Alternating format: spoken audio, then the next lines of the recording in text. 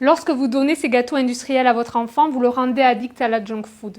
Vous renoncez à l'éducation de son palais, vous le détournez d'aliments bons et sains pour son organisme et son cerveau.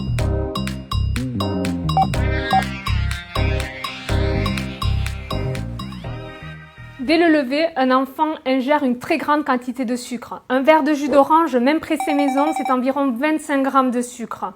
Un bol de céréales chocolatées qui leur plaît tant, c'est également 25 g de sucre supplémentaire. Un morceau de pain, c'est entre 15, 20, voire 25 g de sucre. De la confiture en plus, c'est environ 10, 15 g de sucre supplémentaire. Des viennoiseries, des gâteaux, on peut rapidement atteindre 50 g de glucides juste sur le petit déjeuner. Alors que de nombreuses études scientifiques nous ont prouvé que ce qu'il fallait amener au petit déjeuner, c'était plutôt des protéines et des graisses. Où sont-elles dans ce type de petit déjeuner? On continue. Au déjeuner, une part de féculents, c'est environ 35 g de sucre. Une tranche de pain en plus, c'est 15 g de sucre supplémentaire. En dessert, un yaourt sucré, c'est au moins 15 g de sucre. Pire si c'est une crème dessert, parce que dans ce cas-là, c'est à peu près 25 g de sucre. Au goûter, il y a souvent dans les cartables une compote, des gâteaux, un jus de fruits, et on atteint facilement 70 à 80 g de sucre en plus. Au dîner, il n'est pas rare que les légumes remplis de vitamines et minéraux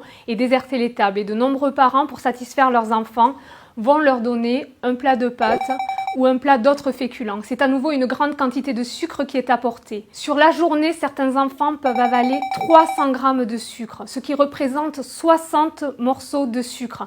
Et ce chiffre peut littéralement s'envoler si à la place de boire de l'eau, ils boivent des sodas ou des jus de fruits. Au final, l'enfant n'a pas consommé les protéines, les lipides ainsi que les vitamines et minéraux nécessaires à sa bonne santé. Pire encore, son palais reste à l'état primaire avec une appétence uniquement pour le sucre. Cette éducation-là aura tout simplement été laissée de côté.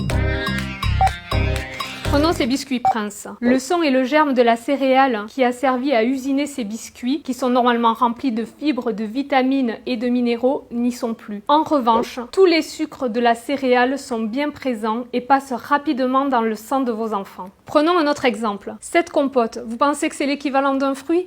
Absolument pas. Les fibres du fruit ont été cuites puis broyées. La vitamine C, naturellement présente dans le fruit, a quasiment été détruite à la cuisson. En revanche, il reste tout le sucre des fruits. Et ne vous fiez pas au packaging. Quand vous lisez l'étiquette des aliments, ce n'est pas uniquement la ligne dont sucre qu'il faut lire, mais bien la ligne glucides. Cette consommation excessive de sucre va avoir 6 impacts négatifs sur leur santé. Premièrement, les caries. Dès que le sucre est en bouche, il va servir à nourrir des bactéries qui sont présentes dans la bouche, qui vont générer des caries. Deuxième impact, l'hypoglycémie réactive. Quand un enfant va manger beaucoup de sucre, ce sucre va se retrouver dans son sang et il va y avoir un pic de glycémie. L'organisme va sécréter une hormone qui s'appelle l'insuline pour ramener le taux de sucre sanguin à la normale. Malheureusement, il va plutôt générer une hypoglycémie réactive, c'est-à-dire qu'il va y avoir un manque de sucre dans le sang que le cerveau va enregistrer. Du coup, il va tout faire pour récupérer du sucre pour que la glycémie revienne à la normale. À ce moment-là, l'enfant a une baisse de vigilance, une baisse de concentration, il peut ressentir de la fatigue, il est moins performant à l'école. Troisième impact, l'hyperactivité. Quand il va y avoir cette hypoglycémie réactionnelle, l'organisme de votre enfant va générer des neurotransmetteurs et des hormones excitateurs. À ce moment-là, il y a une hyperactivité qui se manifeste. Quatrième impact, les glucides font grossir. Quand il y a ce fameux pic de glycémie, après que votre enfant ait consommé une grande quantité de sucre, l'insuline, l'hormone qui est sécrétée pour ramener la glycémie de votre enfant à la normale, va engendrer le stockage des graisses et des sucres sous forme de graisse corporelle. Cinquième impact, les triglycérides. Lorsque votre enfant consomme de grandes quantités de sucre, le foie transforme ces sucres en triglycérides. Ces triglycérides-là sont responsables de précirrhose. Il faut savoir que de nos jours, 3 à 11% des enfants seraient touchés par des précirrhoses du foie, une maladie qui normalement touche essentiellement les adultes alcooliques.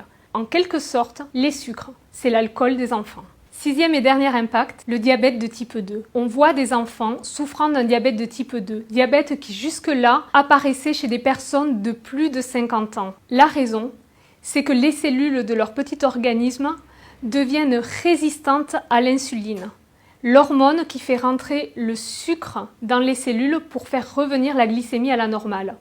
Pour compenser, le pancréas sécrète encore plus d'insuline. Le problème, c'est qu'au fur et à mesure, ils s'épuisent et c'est le début du diabète de type 2. Sur le long terme, tous ces sucres font le lit de maladies graves, les maladies de notre civilisation, comme les maladies neurodégénératives ou les cancers. Alors, que faire ? Pour commencer, arrêtez de leur acheter des petits déjeuners et des goûters industriels. Reprenez les choses en main, concoctez-leur un petit déjeuner à base de protéines et de bonnes graisses. Donnez-leur par exemple un œuf, donnez-leur des oléagineux, des amandes, des noix, des noisettes à croquer. Concoctez-leur des cakes maison à base de farine d'amande, à base de farine de noisette qui seront nettement moins sucrées que les farines blanches raffinées.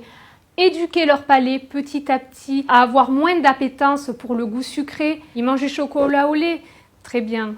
Achetez-leur du chocolat à 45% cacao, puis à 50%, puis à 55%, puis à 60%, puis à 70%. C'est petit à petit que les choses se feront. Apprenez à diminuer cette quantité de sucre sans les en informer. Vous leur donnez des jus de fruits, vous leur pressez des oranges le matin.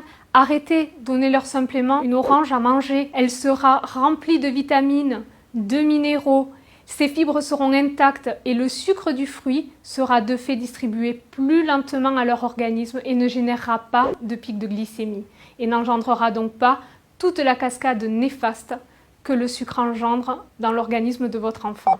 Et au final, vous seriez étonné de voir que ces solutions-là ne coûtent pas forcément plus cher.